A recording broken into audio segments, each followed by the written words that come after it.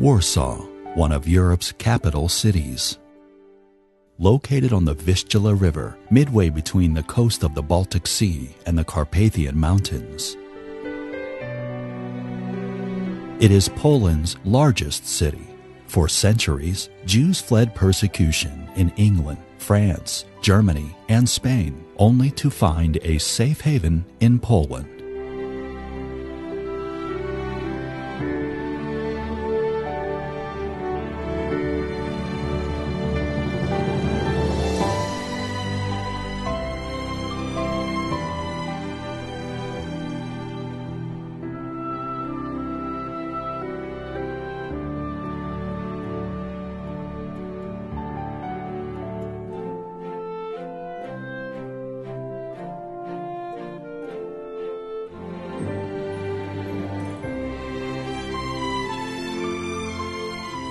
Today, Warsaw's residents enjoy walking along tree-lined boulevards, relaxing in public parks, and admiring the animals at the zoo.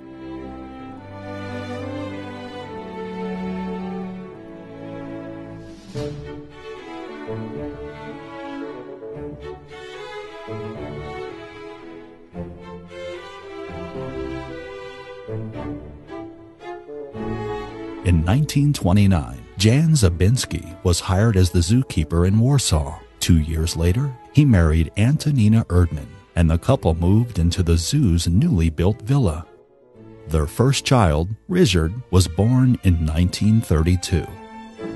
The villa on the zoo's grounds would serve as the Zabinskis' family home through much of the coming war and for a few years afterwards.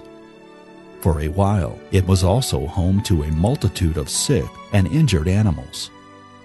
Most importantly, during the war, the zookeeper's villa became a temporary refuge for more than 300 people designated by the Nazis as subhumans.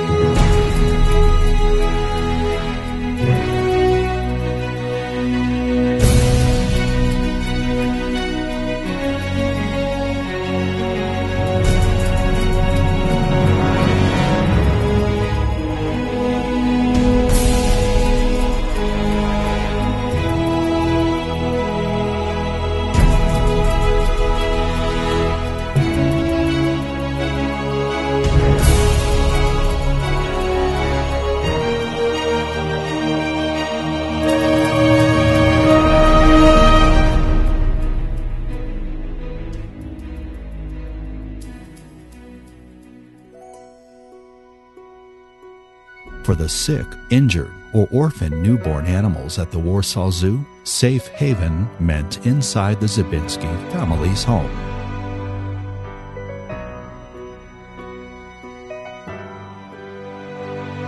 Richard still remembers the bandaged paws, the splinted broken wings, Tofi and Tufa, his lynx kittens, all roaming freely throughout his home.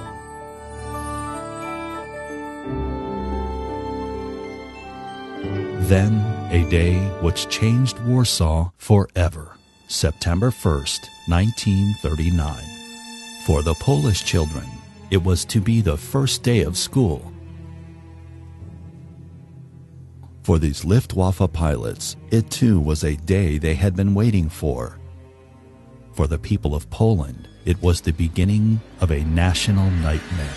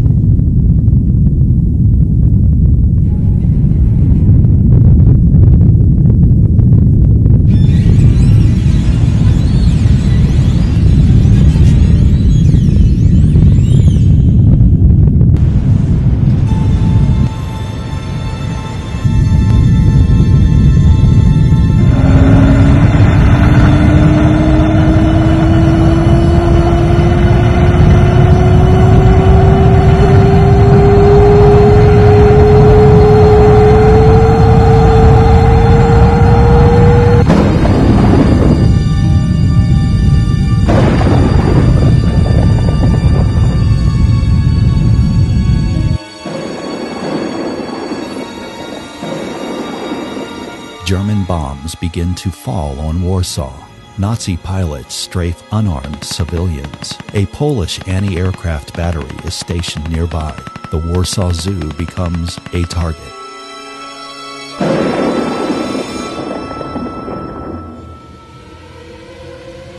During the Luftwaffe onslaught, the polar bear habitat takes a hit. The zoo's wooden buildings soon collapse. Animals become frantic, trapped in their burning cages. Some are burned to death. Others, terrified and bleeding, escape from their cages and head in panic for the streets of Warsaw.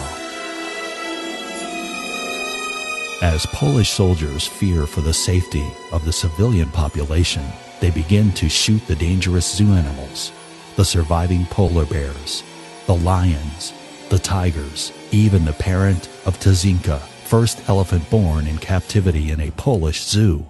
Richard and his family are heartbroken as they view the carnage. The zookeeper and his family quickly mobilize to care for the surviving animals.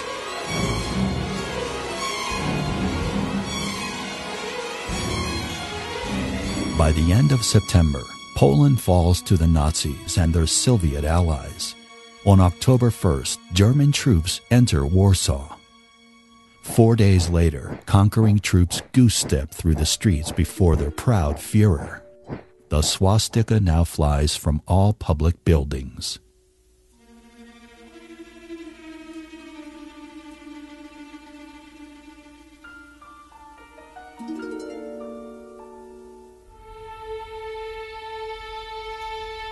The new order begins its deadly work. Into the city stream the Nazi economic advisors, along with the Gestapo with their blueprints of death. German army trucks line up at prominent intersections to provide bread for those Warsaw residents made destitute from the bombing.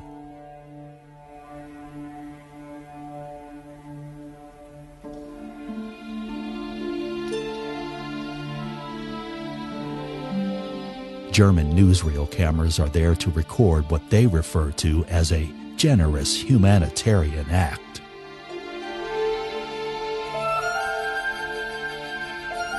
For the soup and the bread handed out by the occupation troops during the first 3 days of October, the city of Warsaw is billed 300,000 zlotys.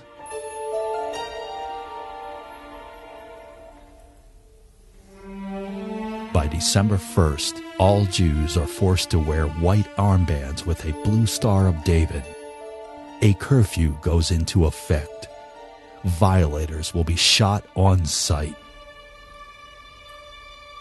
Many families begin to subsist on a thin potato soup containing a few cabbage leaves and beets. Bread is rationed at 5 slices a day. Ration cards make no provision for butter, cheese, or green vegetables.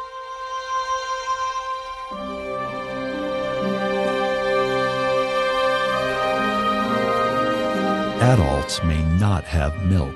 The Germans consider an adult as anyone more than 6 months old.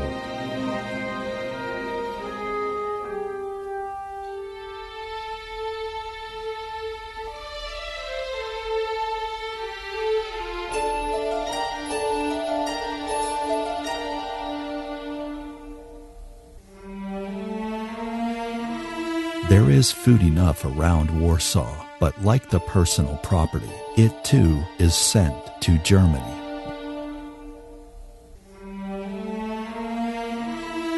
Reichsmarshal Hermann Goering declares, "We are today in a fortunate situation where the entire German Wehrmacht is supplied solely from the conquered territories."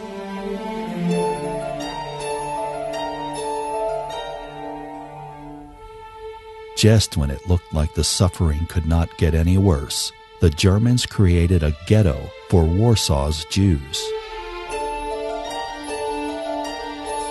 The ghetto consisted of 100 blocks in the northern part of the city. An 8-foot wall topped with barbed wire and broken glass separated it from the Aryan part of the city.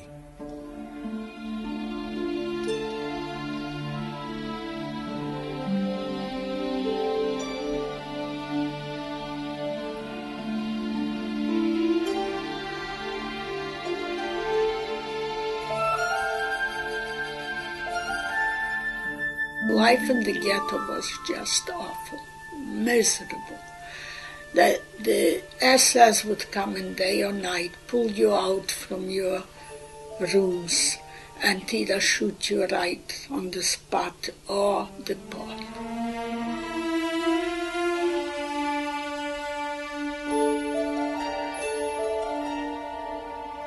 At one time or another, almost 500,000 Jews were forced to call the Warsaw Ghetto home.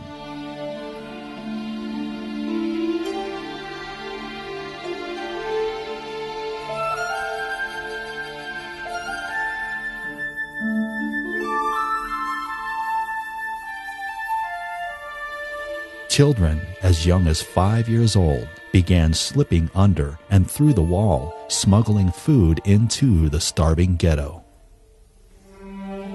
The Germans did not hesitate to shoot them. Other children quickly appeared to take their dead playmates' place. On October 15, 1941, Hans Frank, Governor General of Poland, issued a decree making the death penalty mandatory for any Jews discovered on the Aryan side of the ghetto.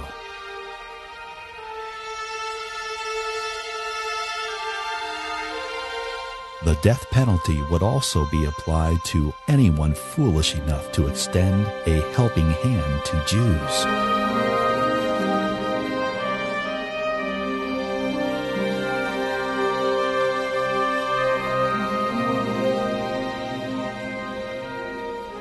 With the Nazi defeat of the Polish army in the early days of the war, zookeeper Jan Zabinski became a member of the Polish resistance.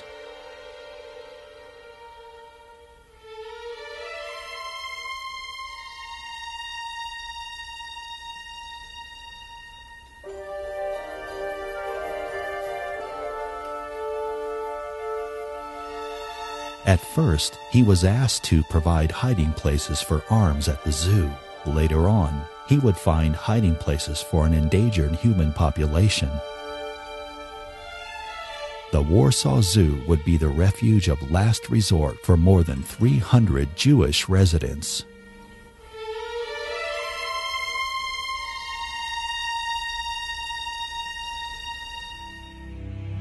By the end of 1939, most of the animals living at the Warsaw Zoo have become casualties of war. Some perished in the initial bombing, while others ran away to an unknown fate. The few survivors were soon deported to other zoos throughout the Third Reich. In his official position as the director of the former zoo, Jan Zabinski was an employee of the city greenery department. In that capacity, he was able to secure a pass into the ghetto, which would allow him to supervise the city greenery on the ghetto grounds.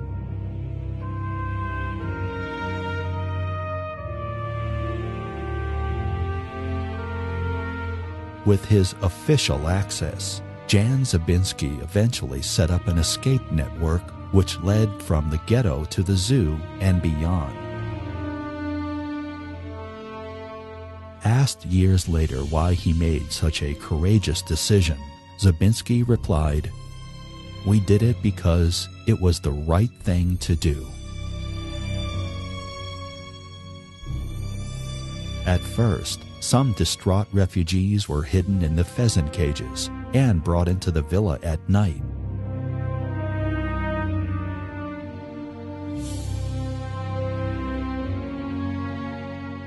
False papers were prepared so that the newcomers could ultimately be relocated in the Aryan part of the city and beyond. Some visitors couldn't be passed on. They looked too Jewish.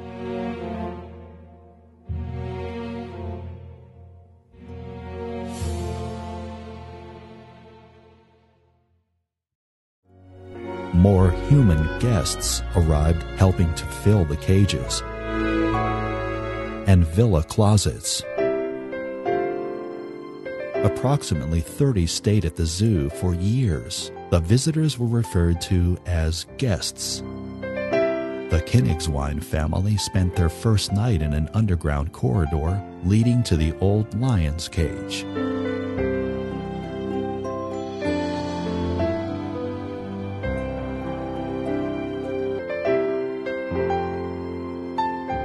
In October or November of 1942, it was raining all the time. So the Zabinskis brought me and my sister Stefcha to the basement of their villa. They gave my mother and father pieces of fur that allowed them to stay in the animal cages. Richard Zabinski remembers how his mother tried to make the Königswein family look more Aryan. She would attempt to change dark hair to blonde using hydrogen peroxide. Since the final results depended on the strength of the solution, the outcome was never predictable. "They all looked like squirrels," said Richard. Richard understood that a slip of the tongue could mean the death penalty for everyone in the house. Moshe, a few years younger, also understood the perils they faced. We never went outside. We knew very well what it meant to be underground, and we realized we had to be quiet because of the danger. I understood it very well by then. We would just be in the basement the whole time. We sat there quietly, and we didn't make any noise, didn't cry, nothing. We didn't play, but passed the time sleeping. It was all very serious. The Germans had closed down all universities, high schools, and most primary schools. So Richard busied himself with his chores, which included picking greens for the rabbits and chickens. Then the Germans decided to liquidate the Warsaw Ghetto.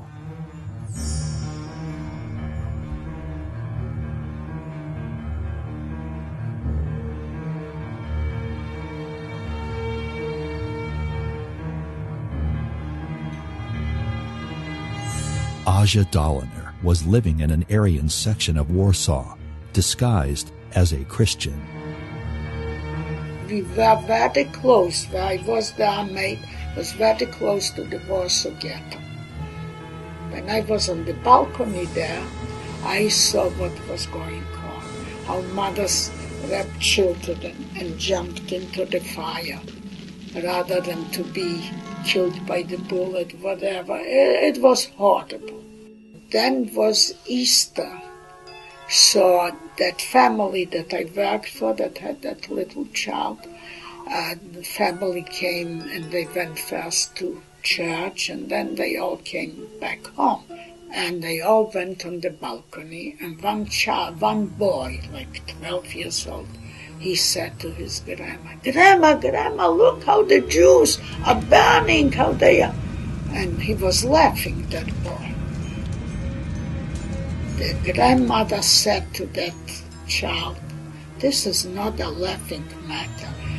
She said, they are Jews, but they are human beings. We don't know what's waiting us. With the liquidation of the Warsaw Ghetto, even more desperate guests began arriving at the zoo. Zookeepers know by instinct and training which animals are predator and which animals are prey. For the Zabinskis, a single mistake in the world of human predators could cost them all their lives.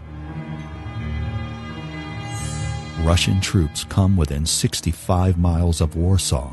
The Polish underground decides the time is right to liberate the city. The Warsaw Uprising begins.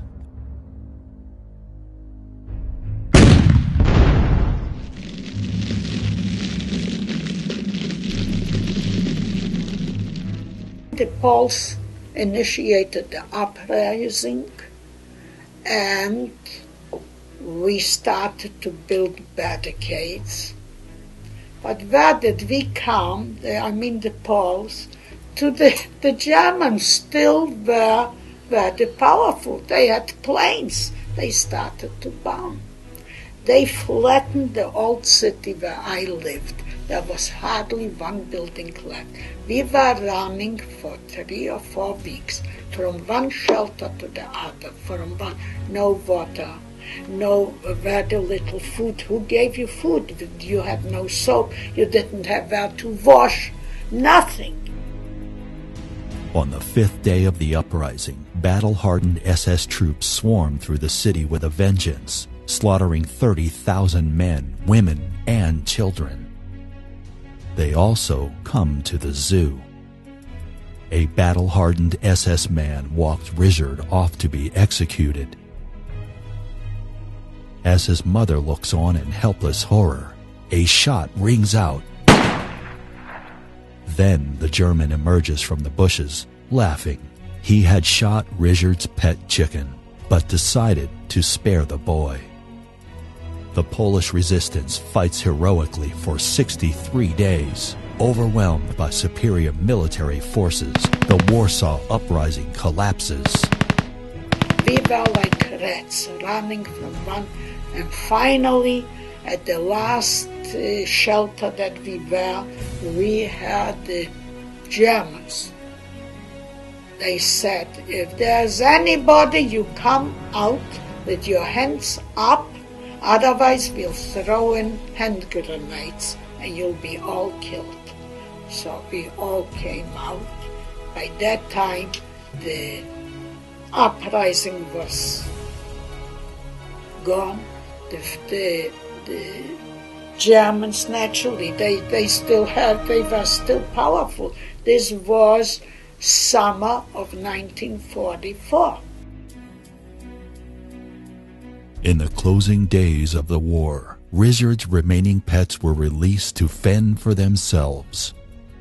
The human occupants also had to abandon the place that had served as their lifeboat, their safe haven.